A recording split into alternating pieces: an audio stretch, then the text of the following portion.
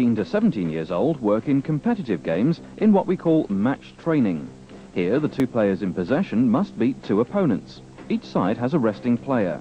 One alternates with his teammate, the other passes to the player who last had a shot.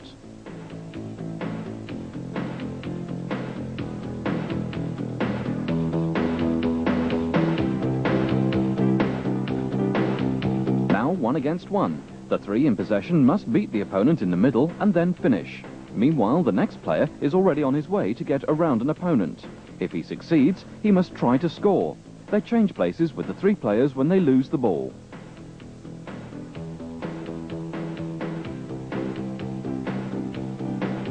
As you've seen during the basic training and build-up training, these portable goals can be set in many different positions, so the practice is varied.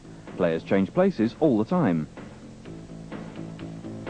These boys have all started the game late, coming from a country where there was no organised school and club soccer for boys of 14 years and under. They didn't have the advantage of going through the parts of the programme, basic training and build-up. That's the reason that these boys don't always play with full speed and under full pressure.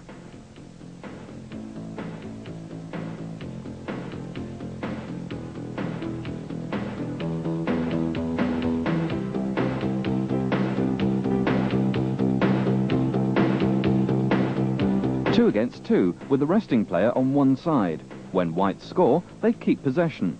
If the ball is lost, attackers and defenders switch. The resting player makes sure the game is continually on the move, so once again practice is without interruption.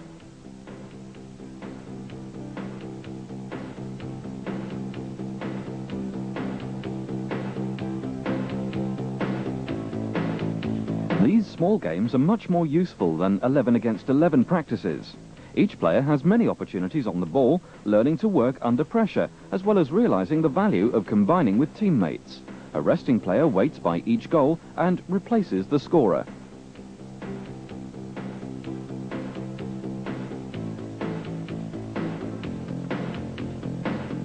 One player of the group of three must first beat the middle player. They're helped by a wall passer when beating their second opponent. The team change places when the opponent in the middle gets possession.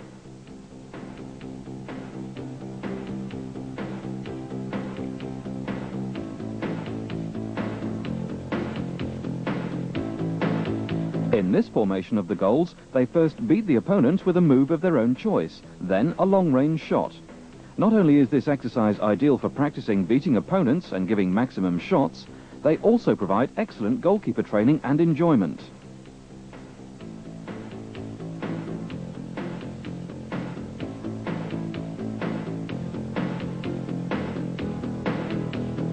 Two players defend the line between two cones. The player with the ball uses a wall passer, giving them more options.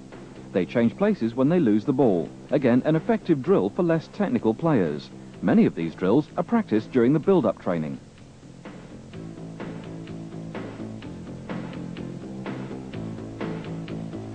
Match training can be practiced in odd numbers. Here they play 2 against 2, whites have 2 resting players on one goal and red only 1 on the other goal. Every player gets a chance to develop their skills, both individually and in combination play. 3 couples. One couple defend an area marked by cones. Again, practice should be continuous.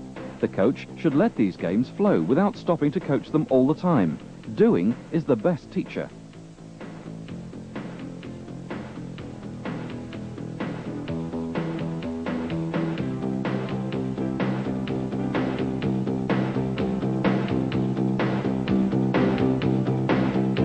One player of the 3 who are in possession must first beat the middle opponent and then the second who defends the goal.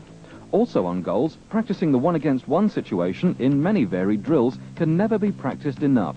No player, not even the best, ever becomes strong enough in this extremely important quality.